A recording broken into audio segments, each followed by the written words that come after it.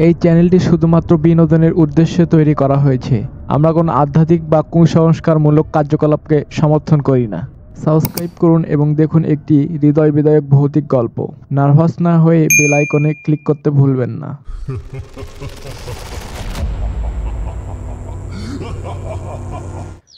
পশ্চিম বাংলার প্রত্যন্ত এক গ্রামে ছিল এক বিশাল ধানক্ষেত। দিনের বেলায় সেটি সবুজের কার্পেটের মতো শোভা পেত, কিন্তু সন্ধ্যা নামার সঙ্গে সঙ্গে সেই ধানক্ষেত হয়ে উঠত ভয়ঙ্কর। গ্রামের মানুষের মুখে মুখে প্রচলিত ছিল একটি গল্প। ধানক্ষেতের মাঝখানে এক ডাইনি বাস করে, যে রাতে পথ হারানোর মানুষদের মেরে ফেলে।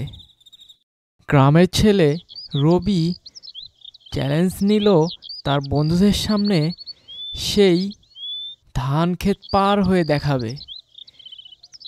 তার বন্ধুরা ভয় পেয়ে বারণ করলেও রবি শোনেনি।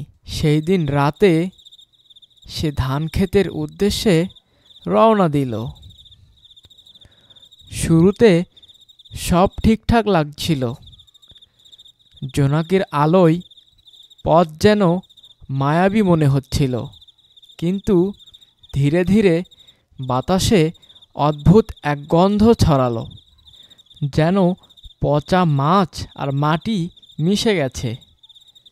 কিছুক্ষণ পর রবির কানে অদ্ভুত এক হাসির আওয়াজ ভেসে এলো। মহিলার গলা, কিন্তু অস্বাভাবিক কাঁপা কাঁপা। রবির সামনে হঠাৎ করে এক সাদা কাপড় পরা বুড়ি দাঁড়িয়ে গেল। তার চুলগুলো উস্কো খুস্কো, চোখ দুটো ছিল ভারী লাল। বুড়ি মৃদু গলায় বলল, ফিরে যা বাছা, এখানে আমার রাজত্ব। রবি ভয় পেয়ে পিছাতে শুরু করলো, কিন্তু পিছনে যাওয়ার রাস্তা যেন হারিয়ে গেছে। সেই মুহূর্তে বুড়ি তার সামনে এগিয়ে আসলো। রবি চিৎকার করতে চাইল, কিন্তু চিৎকার করতে পারল না। ভয় পেয়ে রবি সেখানে পড়ে গেল। একটু পরে ডাইনি আস্তে আস্তে সেই ধান খেতে মিশে গেল। পরের দিন সকালে রবির বন্ধুরা রবিকে অজ্ঞান পেল ধান ক্ষেতের এক কোণে। তার মুখ ছিল হা করা, চোখ দুটো চমকে ওঠা ভয়ে জমে গিয়েছিল। সেই থেকে গ্রামের কেউ সন্ধ্যার পর ধান ক্ষেতের ধারে যায় না।